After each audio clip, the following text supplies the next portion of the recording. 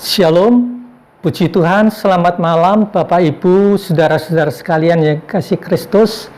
Kembali pada malam hari ini kita bersama-sama belajar firman Tuhan. Pada hari ini di penghujung tahun 2020. Saudara, satu hari setelah ini kita akan masuk pada tahun yang baru, tahun 2021.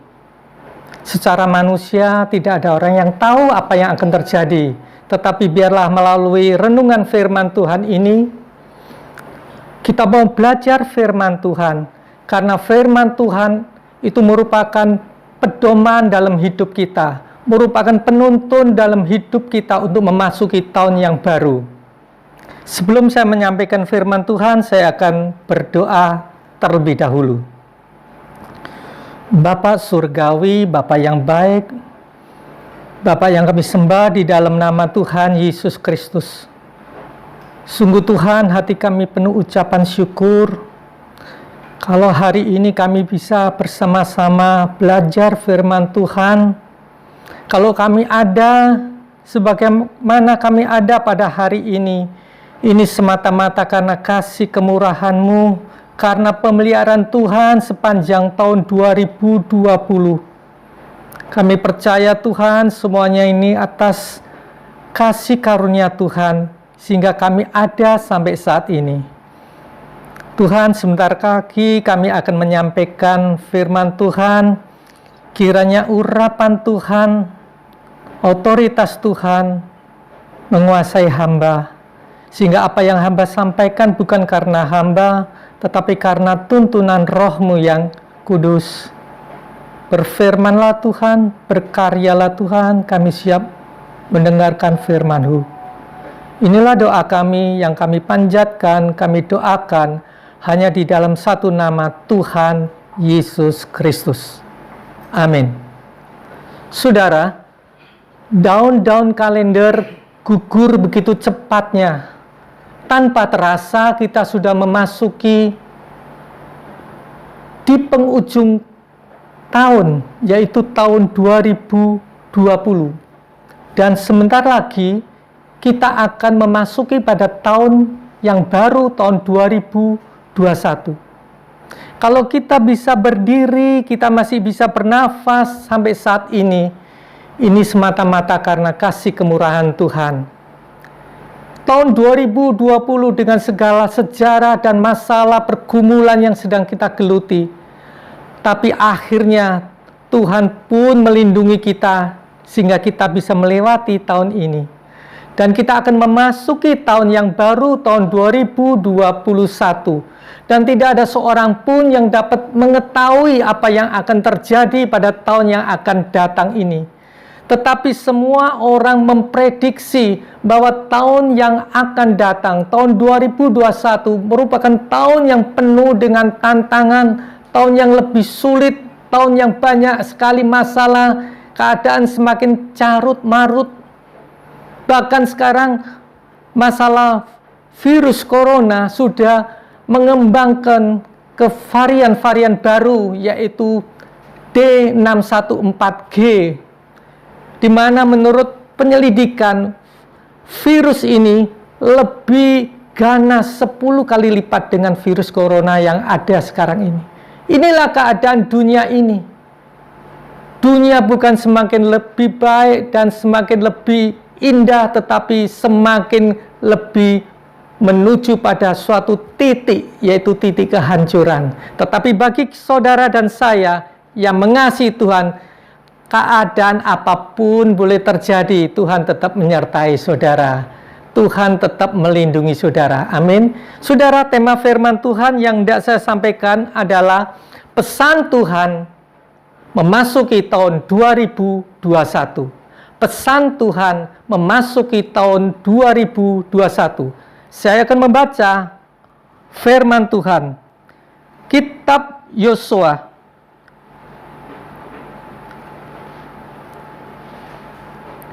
Yosua pasal yang pertama, saya akan membaca ayat pertama sampai yang ke-9. Demikian firman Tuhan. Yosua pasal pertama ayat pertama sampai ke-9. Perintah Tuhan kepada Yosua untuk merebut tanah Kanaan.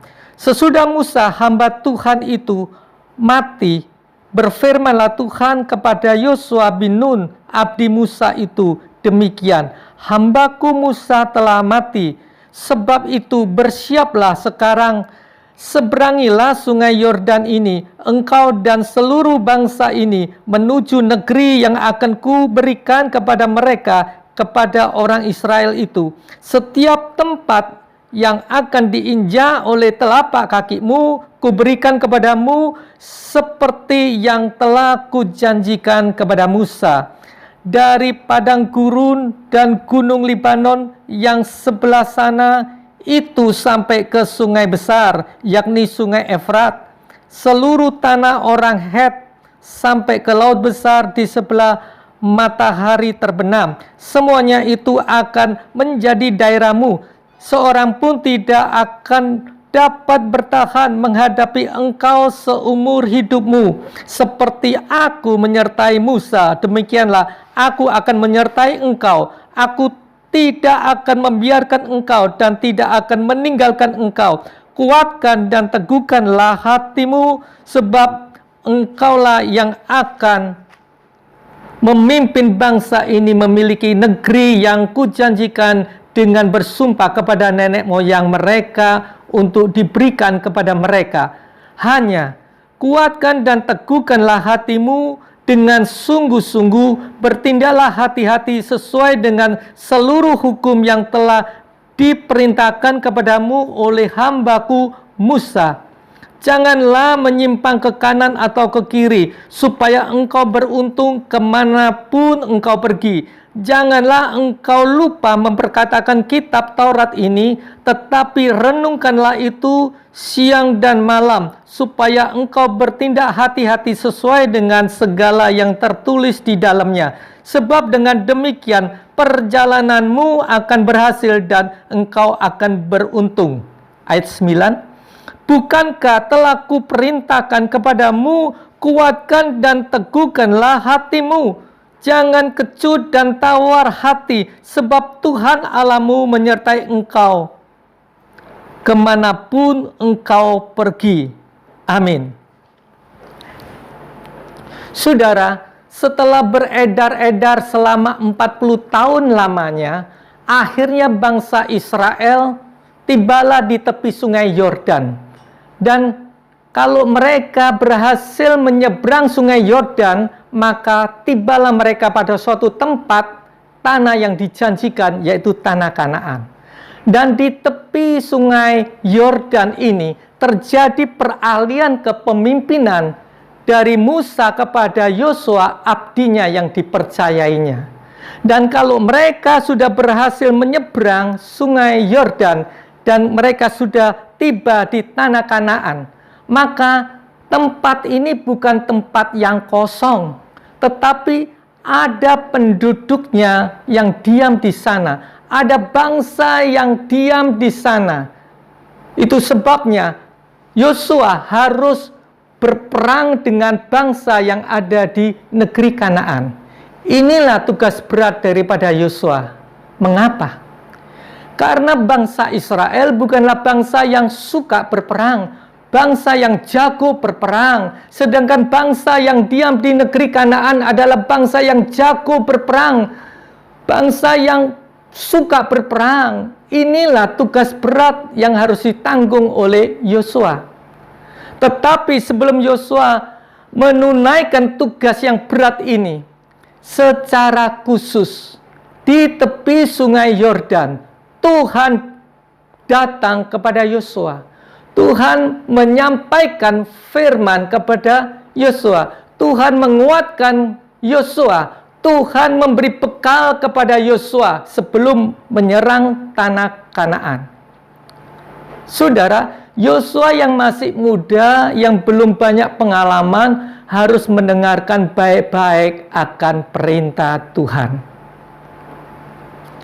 Saudara, saya ingin sampaikan kepada saudara, hidup itu tidak selalu enak. Saudara, hidup itu penuh dengan perjuangan yang harus kita lalui. Hidup itu penuh dengan pergumulan yang harus kita lalui. Hidup itu tidak selalu enak, selalu indah, dan selalu nyaman. Tetapi banyak pergumulan-pergumulan yang harus kita hadapi. Kalau boleh saya ngomong terus terang, saudara, sebetulnya saudara dan saya itu tidak banyak pengalaman seperti Yosua ini. Sebetulnya kita itu tidak banyak pengalaman dalam hidup ini untuk menghadapi masalah-masalah, untuk menghadapi tantangan-tantangan ini. Harus kita perhatikan firman Tuhan. Saudara, sebentar lagi kita akan melewati tahun 2021. Satu hari lagi kita akan melewati. Coba kita renungkan, apa yang sedang kita, yang pernah kita alami sepanjang tahun ini. Tetapi kalau hari ini kita masih bisa bernafas, itu semuanya karena pertolongan Tuhan. Dan tahun yang akan datang, walaupun semua orang memprediksi keadaan lebih sulit, lebih soro, tetapi percayalah, saudara dan saya harus tetap kuat di dalam Tuhan. Oleh karena itu, saudara, untuk menghadapi tantangan ini, untuk menghadapi masalah ini, saudara harus mendengarkan baik-baik firman Tuhan pada malam hari ini. Karena apa yang difirmankan Tuhan, apa yang disampaikan Tuhan, diperintahkan Tuhan kepada Yosua ribuan tahun yang lalu, itu juga diberikan kepada saudara dan saya, perintah itu hari ini. Nah, apakah yang Tuhan sampaikan kepada Yosua di tepi sungai Yordan? Di sini Tuhan menyampaikan ada 3 hal atau 3 pesan Tuhan yang disampaikan kepada Yosua di tepi sungai Yordan. Kita masuk pada pesan yang pertama. Pesan apa? Pesan yang pertama yang Tuhan berikan kepada Yosua di tepi sungai Yordan. Ada janji Tuhan. Ada janji Tuhan. Di sini ada 2 janji. Janji yang pertama, saya membaca ayat yang ketiga. Demikian firman Tuhan, setiap tempat yang akan diinjak oleh telapak kakimu, kuberikan kepadamu seperti yang telah janjikan kepada Musa. Firman Tuhan mengatakan, setiap tempat yang akan diinjak oleh telapak kakimu, kuberikan kepadamu seperti yang telah kujanjikan kepada Musa. Inilah pesan Tuhan yang pertama. Setiap tempat yang akan diinjak oleh telapak kakimu, akan kuberikan kepadamu. Atau dengan kata lain, Tuhan mengatakan demikian, Yosua, kemanapun kamu melangkah, kota apapun yang kamu serang, itu akan menjadi milikmu. Jadi janji apa ini? Ini adalah janji kemenangan. Janji kemenangan. Setiap tempat yang akan diinjak oleh telapak kakimu, itu akan kuberikan kepadamu. Saudara, janji kemenangan yang Tuhan berikan kepada Yosua ribuan tahun yang lalu, itu juga menjadi milik saudara dan saya pada malam hari ini. Mengapa? Roma 8 ayat 17. Saya akan membaca.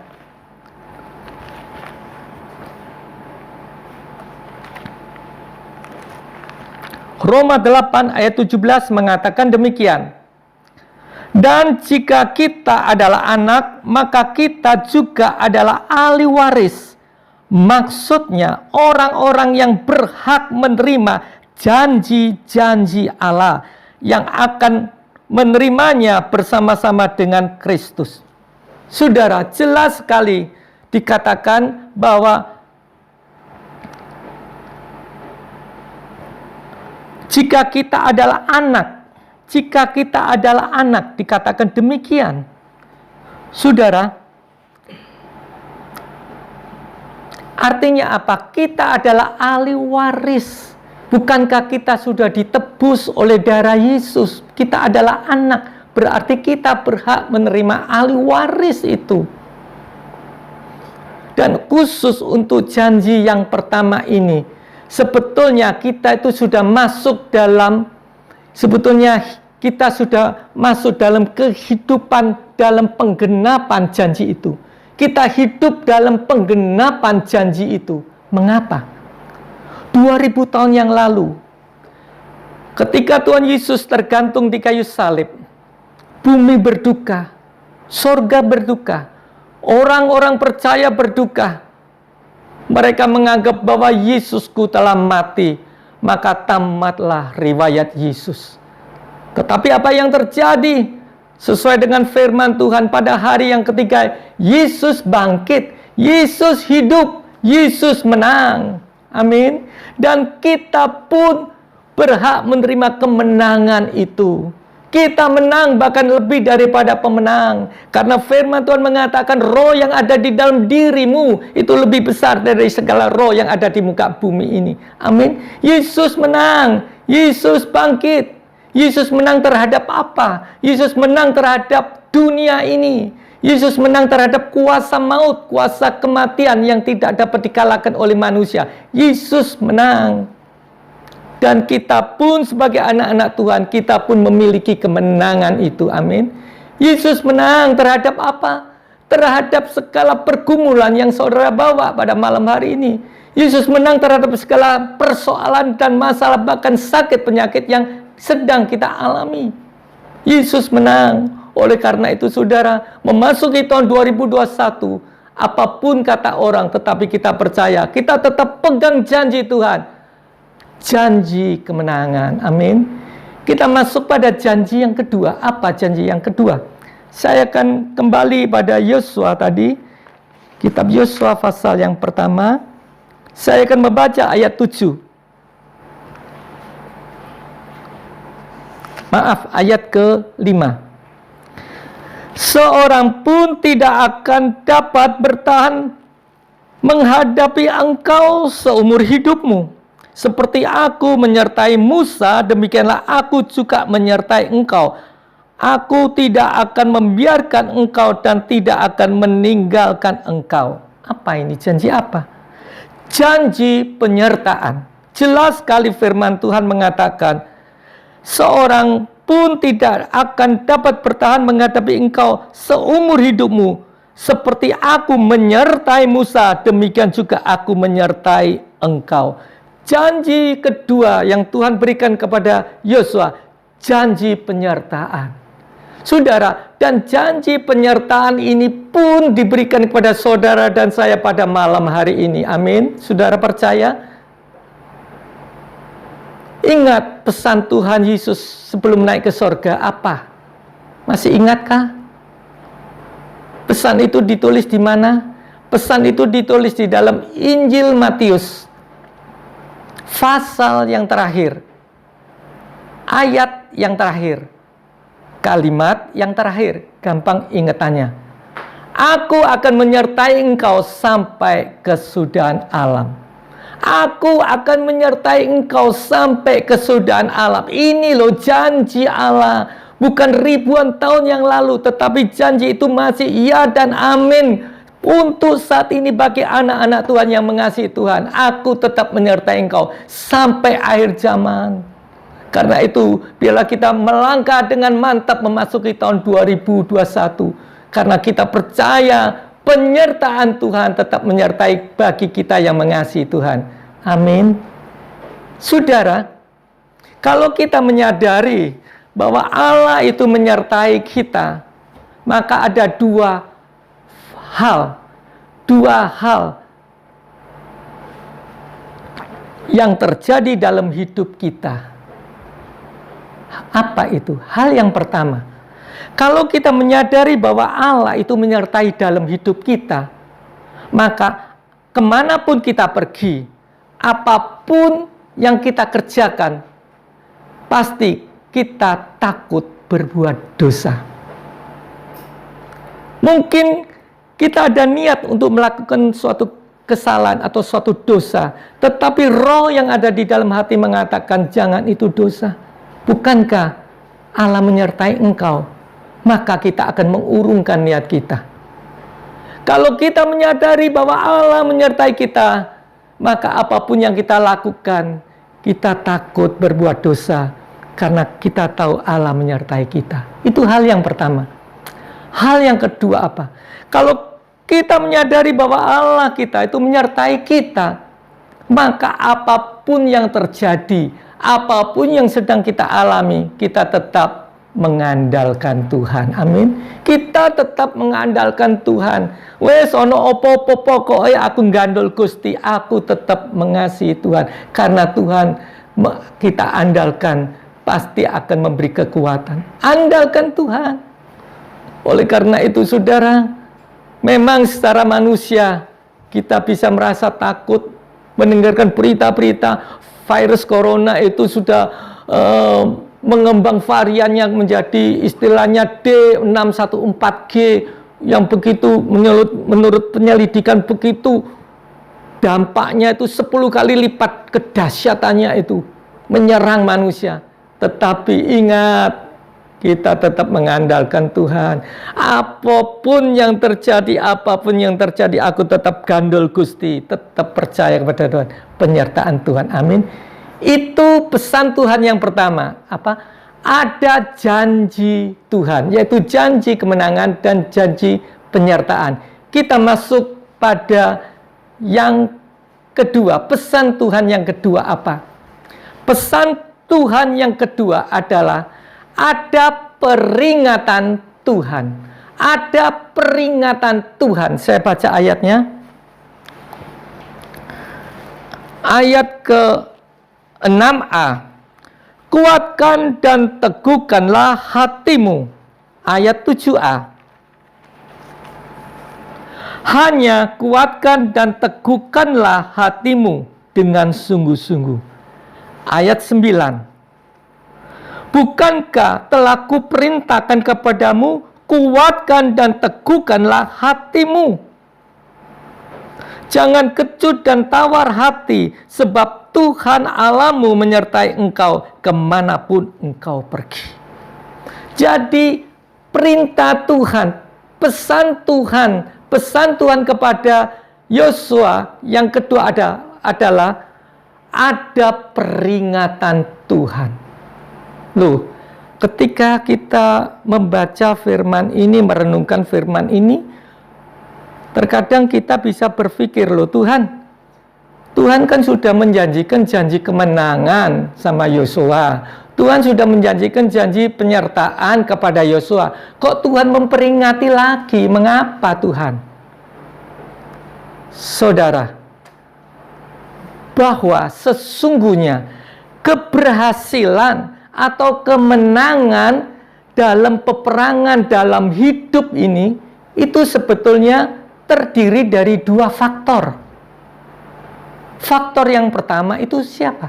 Faktor yang pertama adalah Allah. Allah sendiri yang memberikan kemenangan, yang menjamin kemenangan, yang memberikan kekuatan. Allah sendiri yang menjamin kemenangan, Allah sendiri. Dan faktor yang kedua adalah manusia. Kita ini loh manusia. Maukah kita menikmati janji Allah? Maukah kita terus maju dan masuk dalam peperangan ini? Kalau kita tidak mau maju, walaupun Tuhan sudah memberikan janji kemenangan, janji penyertaan kepada Yosua, tetapi kalau Yosua tidak mau maju dan masuk dalam peperangan itu, kemenangan itu tidak akan terjadi. Tidak akan terjadi. Saya kasih gambaran, saudara. Ketika Tuhan memberikan firman-Nya kepada Yosua di tepi sungai Yordan, aku akan memberikan janji kemenangan dan janji penyertaan kepada engkau. Seranglah kota Kanaan itu, negeri Kanaan itu. Lalu Yosua berkata kepada tentaranya, "Ayo kita seberangi sungai Yordan. Kita serbu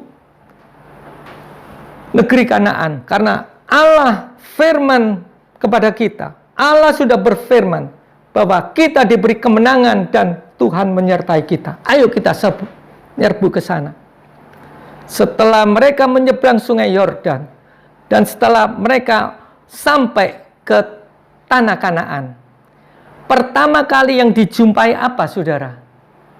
Pertama kali yang dijumpai adalah tembok Yeriko. Tembok yang kuat, yang tebal, yang begitu kokoh. Dan ketika Yosua melihat tembok Yeriko yang begitu kuat dan kokoh, hatinya mulai takut. Dan ketika Yosua melihat ke atas, oh, tentaranya besar-besar seperti raksasa. Mana mungkin aku bisa mengalahkan? Lalu Yosua melihat tentara Israel, walah, si cilik-cilik ini, mana mungkin menang? Ayo mundur, pulang aja, pulang saja. Bisa menangkah? Sekalipun Allah menjanjikan janji kemenangan, janji penyertaan, kalau Yosua tidak masuk dalam peperangan itu, dia tidak akan mengalami kemenangan. Tetapi dalam kondisi seperti ini, ketika Yosua menghadapi keputusasaan, ketika Yosua menghadapi ketidakberdayaan, di tengah-tengah keputusasaan itu dia menyerahkan semuanya kepada Tuhan. Dia menyerahkan semuanya kepada Tuhan. Di tengah-tengah ketidakberdayaan ini, di tengah-tengah keputusasaan ini, tiba-tiba berdirilah seorang lelaki membawa pedang. Yosua ketakutan. Kawankah engkau atau lawan? Itu ditulis Yosua pasal 6 ayat 13. Kawankah atau lawankah engkau? Bukan, tetapi akulah panglima bala tentara Tuhan. Sekarang aku datang. Oh, luar biasa. Panglima bala tentara Tuhan dalam bahasa aslinya adalah Kurios. Apa itu Kurios? Kristus. Kristus sendiri. Di tengah-tengah keputusasaan Yosua, di tengah-tengah ketidakberdayaan Yosua, ketika dia menyerahkan semuanya kepada Tuhan, maka Kristus sendiri yang datang untuk berperang. Demikian juga pada malam hari ini, siapakah Bapak Ibu, saudara mungkin menghadapi keputusasaan, mungkin saudara menghadapi ketidakberdayaan dalam menghadapi hidup ini, percayalah, ketika kita undang Yesus, kita menyerahkan semuanya, permasalahanmu, pergumulanmu kepada Yesus. Kristus sendiri yang hadir dalam hidupmu dan Kristus yang berperang. Amin. Bersama Yesus kita melakukan perkara yang besar. Karena Yesus kita lebih besar dari segala persoalan dan masalah, persoalan, sakit, penyakit, apapun yang terjadi. Bersama Yesus kita melakukan perkara besar. Amin. Karena kita lebih daripada pemenang. Oleh karena itu, saudara, apapun yang terjadi, jangan saudara melihat semua dengan mata jasmani kita. Mata jasmani ini menipu. Ketika Yosua melihat tembok yang begitu tebal, tidak mungkin, mana mungkin aku bisa menerobos tembok itu, tidak mungkin. Tetapi ketika Yosua melihat dengan mata imannya, maka dia bisa ada kekuatan. Lihatlah semua persoalan masalahmu dengan mata imanmu, mata rohanimu. Itu yang memberi kekuatan. Amin. Izinkan saya akan bersaksi sebentar. Kurang lebih 5 tahun yang lalu, ketika itu saya sendirian di rumah, kurang lebih 3 minggu. Karena istri saya mengantar anak saya studi ke Australia. Satu malam ketika saya tidur, dada ini cenut, sakit sekali, saudara. Saya memang dari kecil dokter mengatakan ada kebocoran di jantung. Jantung ada serambi kiri, serambi kanan, bilik kiri, bilik kanan. Kalau jantung dek itu memancarkan darahnya ke seluruh tubuh. Dek itu menyedot semua darah ke jantung. Dak duk dak. Nah, itu serambi kiri atau serambi kanan saya dengan bilik kiri dan bilik kanan itu waktu nutup klep gitu itu lentur, enggak nutup rapet, ada rongganya. Jadi darah itu ada yang ngalir. Itu namanya istilah kedokteran ada kebocoran. Waktu kecil enggak terasa, tapi sudah setua ini terasa, saudara.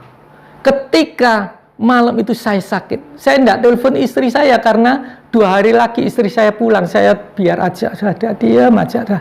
Saya tahan, Tuhan tolong. Begitu istri saya pulang, saya langsung cerita, langsung periksa ke dokter, ke rumah sakit. Begitu diperiksa langsung dokter bilang, langsung masuk ke ruang ICU. Ternyata detak jantung saya itu nggak beraturan nemen, saudara. Orang normal itu 60 sampai 70 detak per menit. Saya itu pertama kali 165, pernah sampai 170 lebih. Turun lagi 125, turun lagi 80, naik langsung melonjak 165. Tak tuk tak tuk. Waduh, nggak enak. Apalagi waktu itu memompa jantung lebih keras, artinya darah yang keluar di jantung ini lebih banyak. Waktu itu saya menyerah pada Tuhan. Pada waktu itu saya menyerah, Tuhan, berilah kekuatan Tuhan. Kalau saya melihat dengan kasat mata, dengan mata jasmani, tidak mungkin sakit, Tuhan. Tetapi pada saat itu saya hanya melihat mata imanku. Aku percaya seberapa besar penyakit, aku tahu kuasa Tuhan lebih besar dari kuasa segala sakit penyakit. Dan aku percaya pada saat itu, saya bergumul, saudara. Waktu itu berapa hamba Tuhan menjenguk saya, termasuk Bapak Sewi, Bapak Yonatan, Dr.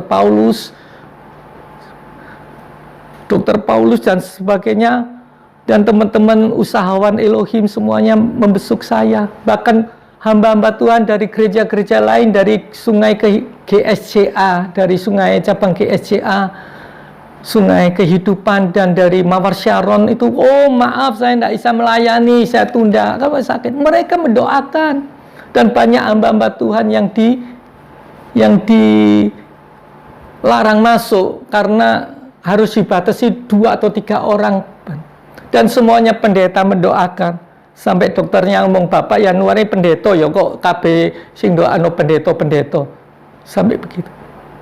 Di tengah-tengah malam saya cuma nyanyi, penyertaan-Mu sempurna, rancangan-Mu penuh damai, aman dan sejahtera, walau di tengah badai. Di tengah badai, saya itu waktu perang, saya masuk dalam medan peperangan rohani saat itu.